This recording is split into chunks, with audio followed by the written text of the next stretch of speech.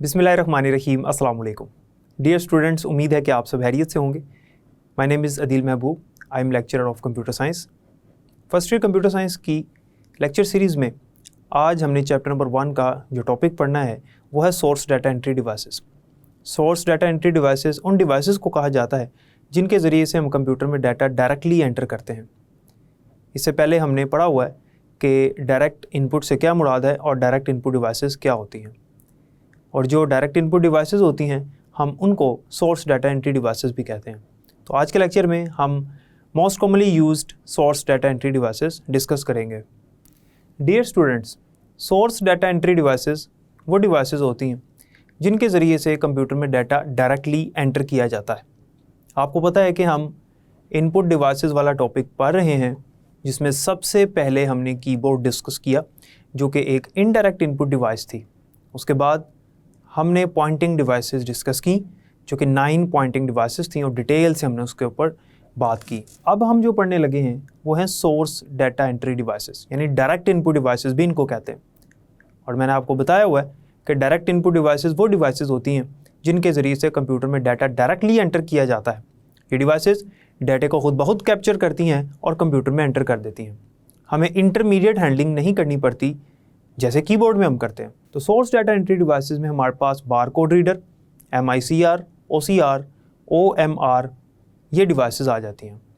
आज हम इनके ऊपर डिटेल से डिस्कस करेंगे कि ये डिवाइसेस क्या होती हैं और किस तरह से काम करती हैं और ये कहाँ पर इस्तेमाल होती हैं। सबसे पहले हमारे पास आती है बार कोड रीडर। बार कोड रीडर को समझने के लिए आपको पहले पता होना चाहिए कि बार कोड क्या होता है। Bar code different manufacturing products के ऊपर एक इमेज बनी होती है जो कि ज़ेब्रा स्ट्रिप लाइंस की तरह होती है। यानी जिस तरह से ज़ेब्रा पे ब्लैक एंड वाइट लाइंस होती हैं, सेम उसी तरह से बार कोड रीडर के ऊपर ब्लैक एंड वाइट लाइंस होती हैं। जिस तरह से आप स्क्रीन पर देख सकते हैं कि ये एक बार कोड है और ये आपने डिफरेंट प्रोडक्ट्स के ऊपर देखा होगा, डिपार्टमेंटल स्टोर्स में भी और बेकरी आइटम्स के ऊपर भी आपने इसको देखा होगा। बेसिकली हमारे कंप्यूटर में उस प्रोडक्ट का रिकॉर्ड जिसके ऊपर ये बना हुआ है, उस प्रोडक्ट का रिकॉर्ड कंप्यूटर में एंटर किया जाता है इस बार कोड के अगेंस्ट। इसकी मैं एग्जांपल देता हूँ, आपको समझ आ जाएगी। आप लोग कॉलेज में पढ़ते हैं तो कॉलेज में आपका जो रिकॉर्ड सेव है वो आपके रोल नंबर के अगेंस्ट सेव है। आपको एक यूनिक रोल नंबर दिया गया है, एक स्पेशल रोल नंबर दिया गया है जिसके अगेंस्ट आपका डाटा कंप्यूटर में स्टोर कर लिया गया है। कल को जब उन्होंने आपका रिकॉर्ड सर्च करना है कंप्यूटर से तो वो आपके नाम से सर्च नहीं करेंगे, आपकी क्लास से सर्च नहीं करेंगे। फॉर एग्जांपल फर्स्ट ईयर के तो बहुत सारे स्टूडेंट्स हो सकते हैं, फर्स्ट ईयर से कैसे वो सर्च करेंगे? अगर एक स्टूडेंट का नाम बिलफर्ज अब्दुल्ला है तो अब्दुल्ला नाम के कई स्टूडेंट्स हो सकते हैं, लेकिन रोल नंबर एक यूनिक फील्ड होती है। रोल नंबर के अगेंस्ट आपका रिकॉर्ड स्टोर किया जाता है। कल को जब रोल नंबर लिखेंगे कंप्यूटर में, सर्च करेंगे तो आपका एक ही यूनिक रिकॉर्ड निकल कर सामने आएगा। सेम इसी तरह से जब प्रोडक्ट्स का रिकॉर्ड कंप्यूटर में सेव करना होता है तो उसके लिए बार कोड की ज़रूरत होती है जो कि उस प्रोडक्ट के ऊपर बना होता है। यानी हर प्रोडक्ट का एक स्पेसिफिक बार कोड होता है जिसके अगेंस्ट कंप्यूटर में उस प्रोडक्ट की डिटेल स्टोर होती है, लाइक उसकी मैन्युफैक्चरिंग डेट, उसकी एक्सपायरी डेट और उसकी प्राइस, सेल्स टैक्स और टोटल प्राइस वगैरह। उसकी डिटेल कंप्यूटर में पहले वो स्टोर कर लेते हैं और नेक्स्ट टाइम उसको बार कोड रीडर के थ्रू रीड करवा के कंप्यूटर में उसका रिकॉर्ड देख लेते हैं और बिल जनरेट करते हैं। अब होता क्या है कि जब फर्स्ट टाइम उन्होंने रिकॉर्ड सेव कर लिया कंप्यूटर के अंदर, यानी फर्स्ट टाइम जब प्रोडक्ट आई तो उस बार कोड को कंप्यूटर में एंटर करने के लिए, वो जो बार कोड बना हुआ है प्रोडक्ट के ऊपर, उसको जब कंप्यूटर में एंटर करना है तो उनके पास बार कोड रीडर एक डिवाइस होती है, आप लोगों ने देखी होगी। बार कोड रीडर के अंदर एक फोटो इलेक्ट्रिक स्कैनर होता है जो कि उस फोटो को, जो बार कोड रीडर की तस्वीर है, उसको स्कैन करके ऑटोमेटिकली यानी डायरेक्टली कंप्यूटर में वो बार कोड एंटर कर देता है। क्योंकि बार कोड रीडर जो डिवाइस है वो कंप्यूटर के साथ वाया वायर कनेक्टेड होती है और वो कंप्यूटर में उसको यानी बार कोड को सेंड कर देती है। तो वो जो सॉफ्टवेयर सामने चल रहा है वो उस बार कोड को रिसीव करता है और फिर हम उसके अगेंस्ट उसका रिकॉर्ड एंटर करते हैं प्रोडक्ट का। अब कंप्यूटर को पता है कि इस बार कोड वाली प्रोडक्ट की ये प्राइस है और जो भी डिटेल हमने एंटर की। अब नेक्स्ट टाइम जब कोई कस्टमर आता है तो वो किसी प्रोडक्ट को जब ख़रीदना चाहता है तो जो कैश काउंटर पे शख्स मौजूद है, वो क्या करता है कि वो उस प्रोडक्ट का बारकोड रीडर के आगे करता है, बारकोड रीडर उसको ऑटोमेटिकली स्कैन करता है लेज़र बीम के ज़रिए से और कंप्यूटर में एंटर कर देता है। कंप्यूटर के पास चूंकि इसका पहले से रिकॉर्ड मौजूद था, कंप्यूटर उस बारकोड को मैच करता है और उस प्रोडक्ट की डिटेल सॉफ्टवेयर में नज़र आ जाती है, फिर उसका बिल अकॉर्डिंगली कैलकुलेट कर लिया जाता है। इस तरह से कंप्यूटर जो है वो बारकोड को रीड करता है। ये जो बारकोड है हर प्रोडक्ट का यूनिक होता है, जैसे मैंने पहले आपको बताया, जैसे आप लोगों के रोल नंबर्स यूनिक हैं, हर प्रोडक्ट का बारकोड यूनिक होता है। कहीं पे कोई एक लाइन थिक है, कहीं पे कोई एक लाइन थिन है, एक लाइन के फ़र्क से और दो लाइनों के दरमियान में फासले से भी बारकोड चेंज हो जाता है। इतना सा चेंज भी बारकोड को मुकम्मल तौर पे चेंज कर देता है। जैसे एक पॉइंट जो है वो दो नंबर्स को चेंज कर देता है। फॉर एग्जांपल एक तरफ मैंने लिखा हुआ है 10 और एक तरफ मैंने लिखा हुआ है 1.0, तो एक पॉइंट लगाने से दोनों चेंज हो गए। इसी तरह से बारकोड के अंदर एक लाइन के फ़र्क से बारकोड बिल्कुल डिफरेंट हो जाता है, यूनिक हो जाता है, दूसरे से मुख्तलिफ हो जाता है। बारकोड के नीचे एक कोड लिखा होता है जिसको हम यूनिवर्सल प्रोडक्ट कोड भी कहते हैं। यहाँ इसी बारकोड को भी हम, इसका दूसरा नाम है UPC stands for universal product code. Barcode का दूसरा नाम है यूनिवर्सल प्रोडक्ट कोड। बारकोड के नीचे कोड लिखा होता है कि अगर खुदानास्ता कभी मशीन काम नहीं कर रही तो उस कोड को कंप्यूटर में इनडायरेक्टली एंटर करके, इनडायरेक्टली मतलब कीबोर्ड के ज़रिए से एंटर करके उस प्रोडक्ट का रिकॉर्ड देखा जा सकता है या उसका बिल कैलकुलेट किया जा सकता है। ये इसी तरह से है जिस तरह आपके मोबाइल में थंब इम्प्रेशन लगाकर आप मोबाइल को सिक्योर करते हो, उसको लॉक करते हो, लेकिन उसके अलावा भी वहाँ पर पैटर्न की या पासवर्ड की या पिन लॉक की सहूलत मौजूद होती है कि अगर कभी बिलफर्ज आपका थंब स्कैन नहीं हो रहा तो आप पासवर्ड या पिन लॉक से या पैटर्न से उसको ओपन कर सकते हो। इसी तरह से एहतियातन नीचे यूनिवर्सल प्रोडक्ट कोड लिखा होता है, उस कोड को कंप्यूटर में कीबोर्ड के ज़रिए से भी एंटर किया जा सकता है कि अगर कभी बारकोड रीडर उसको रीड नहीं कर पा रहा या कोई प्रॉब्लम आ गई है, टेक्निकल कोई मसला आ गया है, तो हम उसको कीबोर्ड के ज़रिए से यानी इनडायरेक्टली भी एंटर कर सकते हैं। इसको यूनिवर्सल प्रोडक्ट कोड कहते हैं। नेक्स्ट हमारे पास स्कैनिंग डिवाइसेस में हमारे पास आती हैं mark and character recognition devices. Mark खास किस्म के निशानात एंड करैक्टर खास किस्म के करैक्टर्स को रिकग्नाइज करने के लिए रिकग्निशन डिवाइसेस, जो डिवाइसेस इस्तेमाल होती हैं वो कौन कौन सी हैं। इनमें सबसे पहले हमारे पास आती है MICR। MICR की फुल फॉर्म होती है मैग्नेटिक इंक करैक्टर रिकग्निशन या character reader. Magnetic ink character reader ये वो डिवाइस है जो मैग्नेटिकली जो करैक्टर्स लिखे होते हैं उनको रीड करने के लिए इस्तेमाल होती है। ये भी डायरेक्ट इनपुट डिवाइस है यानी सोर्स डाटा एंट्री डिवाइस है। इसके आगे जब हम वो करैक्टर्स करते हैं ये उसको ऑटोमेटिकली रीड करके कंप्यूटर में एंटर कर देती है। उसी तरह से जिस तरह से बारकोड रीडर हमने पढ़ा था कि कंप्यूटर के साथ वायर के थ्रू कनेक्टेड होता है, सेम इसी तरह से जो MICR है ये भी कंप्यूटर के साथ कनेक्टेड होता है। अब सवाल ये है कि ये करैक्टर्स किसके ऊपर लिखे होते हैं और ये करैक्टर्स कहाँ पर होते हैं और MICR इस्तेमाल कहाँ पर होता है। MICR बैंक्स में इस्तेमाल होता है चेक के नीचे जो लिखा हुआ चेक नंबर होता है उसको रीड करने के लिए।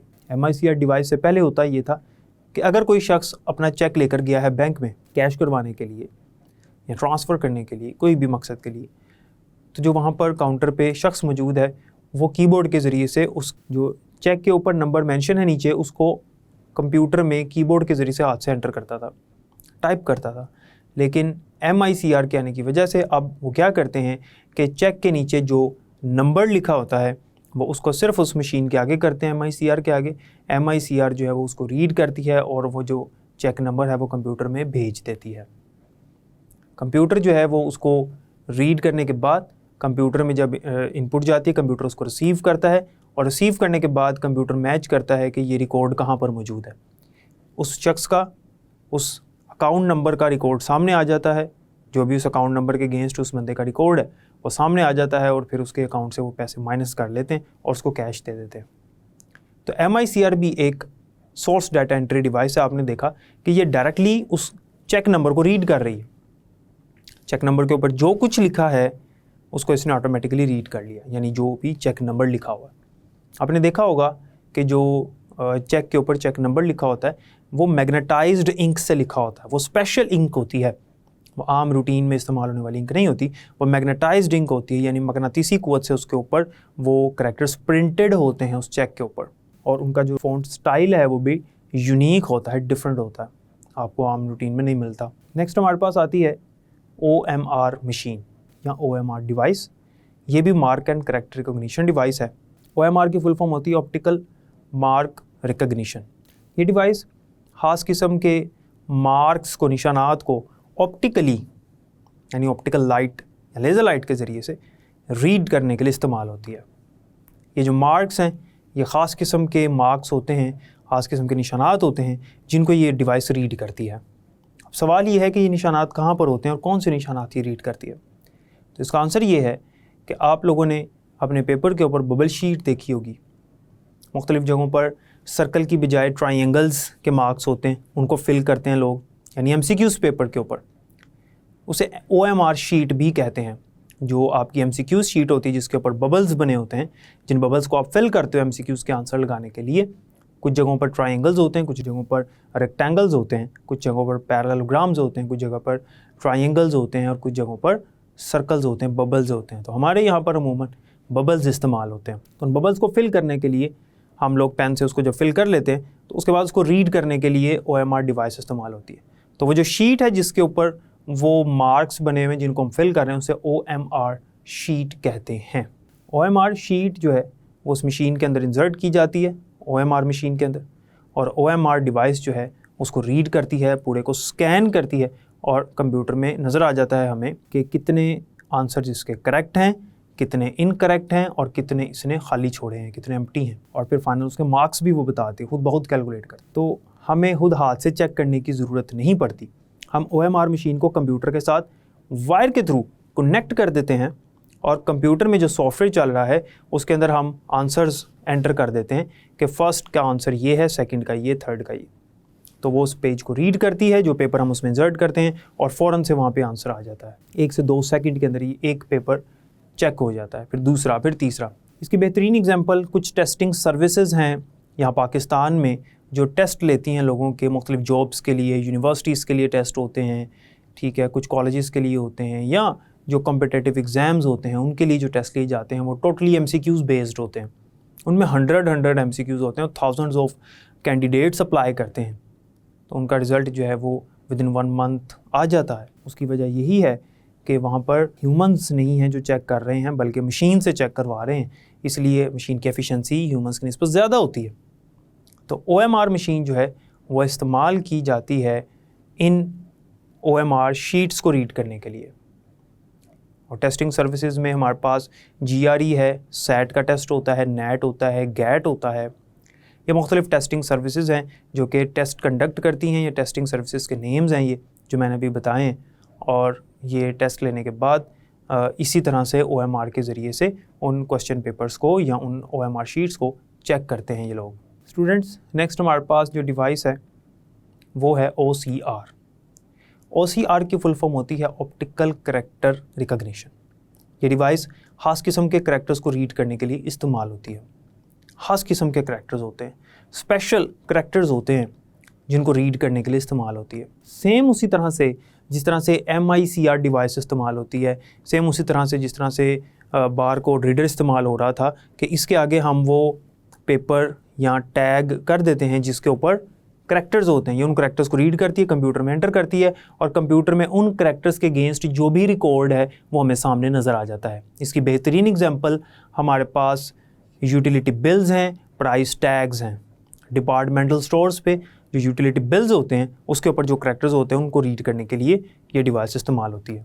इसके अलावा जो प्राइस टैग्स होते हैं हमारे मुख्तलिफ कपड़ों के ऊपर भी, उनको भी रीड करने के लिए ये डिवाइस इस्तेमाल होती है, क्योंकि उन प्राइस टैग्स के ऊपर ख़ास किस्म के यानी स्पेशल और स्पेसिफिक करैक्टर्स होते हैं जिनको सिर्फ़ और सिर्फ OCR डिवाइस ही रीड कर सकती है। OCR डिवाइस का रवाज यहाँ पर कम है, लेकिन OMR और MICR जो हैं वो बहुत ज़्यादा इस्तेमाल में है हमारे यहाँ पर पाकिस्तान में। नेक्स्ट हमारे पास आती है magnetic strip cards. Magnetic strip card आप लोगों ने डेबिट कार्ड्स देखे होंगे, आप लोगों ने ड्राइविंग लाइसेंस देखे होंगे। ये वो कार्ड्स हैं जिनकी बैक साइड पे आपने देखा होगा कि ब्लैक कलर की एक स्ट्रिप होती है, एक पट्टी होती है ब्लैक कलर की। वो जो ब्लैक कलर की स्ट्रिप है उसके बैक साइड पे, उसके पीछे बिहाइंड दैट स्ट्रिप एक स्पेशल कोड मेंशन होता है जो कि हमारी नेकेड आई नहीं देख सकती। उसको हम रीडर में एंटर करते हैं कार्ड को, तो रीडर उस स्पेशल कोड को रीड करता है जो स्ट्रिप के बैक साइड पे लिखा हुआ, और उसके अगेंस्ट फिर हमारा रिकॉर्ड जो है वो क्रेडिट कार्ड का या हमारे ड्राइविंग लाइसेंस का वो वहाँ पर उस मशीन पे नज़र आ जाता है। या उस मशीन को कंप्यूटर के साथ कनेक्ट किया जाता है और कंप्यूटर में जब वो रिकॉर्ड जाता है तो कंप्यूटर वो हमें उस कोड के अगेंस्ट जो भी रिकॉर्ड है स्क्रीन पर दिखा देता है। इन्हें कहते हैं मैग्नेटिक स्ट्रिप कार्ड्स। तो मैग्नेटिक स्ट्रिप कार्ड्स की एग्जांपल मैंने आपको बताया, जैसे डेबिट कार्ड्स हैं या हमारे ड्राइविंग लाइसेंसेस हैं जो कि इस मकसद के लिए इस्तेमाल होते हैं और उसके अंदर एक स्पेशल कोड होता है जिसको रीड करने के लिए मशीन का इस्तेमाल किया जाता है। डियर स्टूडेंट्स, स्मार्ट कार्ड्स भी आपने देखे हैं। स्मार्ट कार्ड्स ऐसे कार्ड्स होते हैं जिनके ऊपर एक चिप लगी होती है, उस चिप के अंदर डाटा स्टोर भी किया जा सकता है और चिप के अंदर एक छोटा सा माइक्रो प्रोसेसर भी होता है। आप लोगों ने, मैं आपको समझाता हूँ, आपको समझ आ जाएगी, एग्जांपल देता हूँ। आपने एटीएम कार्ड्स देखे होंगे जिनके ऊपर एक चिप बनी होती है। चिप वाले आजकल कार्ड आ रहे हैं एटीएम कार्ड्स, और वो जो चिप होती है वो गोल्डन कलर की होती है। या मोबाइल की जो सिम्स होती हैं वो भी इसकी एग्जांपल हैं। हमारे जो मोबाइल की सिम होती है उसकी बैक साइड पे एक चिप होती है। इनको स्मार्ट कार्ड्स कहते हैं। जब हम रीडर पे इन कार्ड्स को रखते हैं, इस चिप को लगाते हैं, तो रीडर इस चिप के अंदर जितनी इन्फॉर्मेशन स्टोर है वो सारी की सारी फेच करते हैं और कंप्यूटर जो साथ अटैच है उसके ऊपर वो सारी इन्फॉर्मेशन डिस्प्ले कर देते हैं। इन्हें कहते हैं स्मार्ट कार्ड्स। इसकी बेहतरीन एग्जांपल हमारे पास एटीएम कार्ड्स, और उससे भी बेहतरीन एग्जांपल हमारे पास सिम कार्ड्स हैं। हमने क्या पढ़ा आज?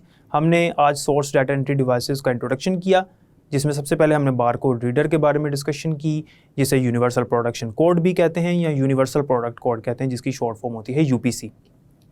हमने mark and character recognition devices पढ़ी, जिनमें सबसे पहले MICR, उसके बाद हमने OMR और फिर OCR के बारे में पढ़ा, और after that we have discussed about magnetic strip cards and smart cards.